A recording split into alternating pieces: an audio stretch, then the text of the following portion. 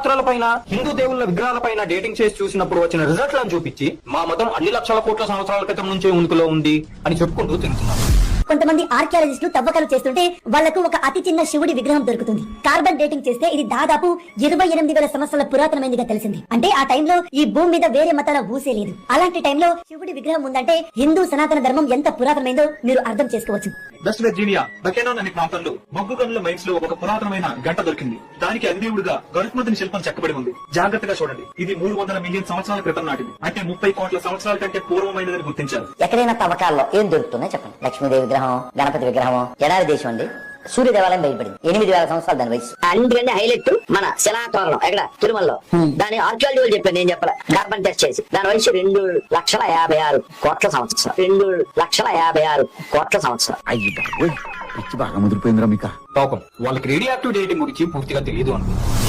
For suppose నేను ఇప్పుడు 2025 సంవత్సరంలో ఒక రాయిని తీసుకుని దాన్ని నాకు ఇష్టం వచ్చిన ఒక వ్యక్తి రూపంలోకి చెక్కానే అనుకోండి. 100 సంవత్సరాల తర్వాత నేను చెక్కిన ఆ విగ్రహం పైన శాస్త్రవేత్తలు ఎవరైనా డేటింగ్ చేసి చూస్తే దాన్ని నేను 2025 సంవత్సరంలో చెక్కినప్పటికీ డేటింగ్ లో మాత్రం ఆ విగ్రహం బిలియన్ల సంవత్సరాల క్రితం నాటిది అని రిజల్ట్ చూపెడతారు. ఎందుకంటే రేడియాక్టివ్ డేటింగ్ అనేది ఆ విగ్రహం ఏ రాయి నుంచి అయితే చెక్కబడిందో ఆ రాయి యొక్క భౌగోళిక మూలం యొక్క జియోలాజికల్ ఒరిజిన్ యొక్క కాలాన్ని రిజల్ట్ గా చూపెడుతుంది. అంతేగాని ఆ రాయిని రీసెంట్ గా నేను ఎప్పుడు చెక్కాను, రీసెంట్ గా నేను ఎప్పుడు ముట్టుకున్నాను, రీసెంట్ గా నేను ఎప్పుడు గోకాను అనే విషయాన్ని చూపెట్టదు.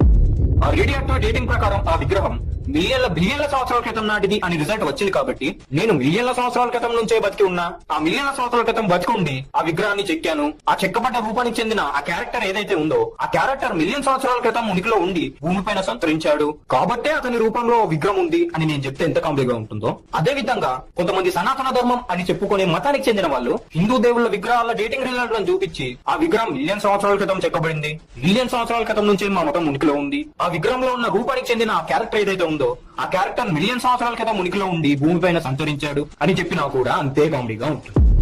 ఇంత చెప్పినా కూడా సగం ఇన్ఫర్మేషన్ తో కొంతమంది లేదు మా మతం మిలియన్ సంవత్సరాల క్రితం నుంచే ఉనికిలో ఉంది, మాది సనాతన ధర్మం అని చెప్పుకుంటూ తిరుగుతూ ఉంటారు.